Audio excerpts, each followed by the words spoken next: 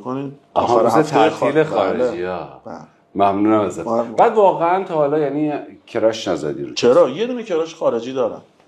خارجی؟ آره خیلی خوبه. کیه؟ چجوری بگم کیه؟ نشونم بده. فالوش نکردم آخه. خیلی فالوور داره، 20 میلیون فالوور. ایرانی نیست. خب به اونم دایرکت ندادی؟ باید ببینم، فکر کنم داده باشه. دیگه کراشو باید دایرکت بدی دیگه. مرد باید بره بگه دیگه، پرنسس نیستیم که. این حال تو دوربین نشون نده، قابل پخش نیست. هیچیش هم قابل پخش نیست. نه بذار یه دونه دیگه داره اونو بدیم. فقط ادسایم باید بذاریم، آدرس بدیم. بذارید. میخوای بگم برم ببیننش؟ آره دیگه. بذار یه دونه با حجابشو بیارم. نداره. هیچی. نظرم داره عوض میشه. نه اون کنار دریا. این وقت دوربین که نیست. نه. اینو مثلا.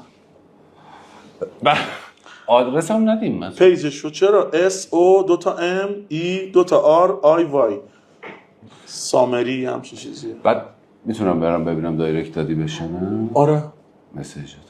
گوشی البته مثل مسواکه ولی بفرمایید. چی دادم؟ ازدواج. یعنی استیکر خواستگاری فرستاده.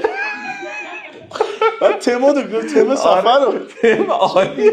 خوابالو بودم. میشونم نشون بدم. آره یه خوابالو بودم. تم صفحه تمو گذاشته رو لاغ و عشق. 23 سالشون. نه بعدش هم اونا که دارن پشت قلب کنار. اونا که پشت سر سرچ کردن سریع. میخوای چیز کنم اینو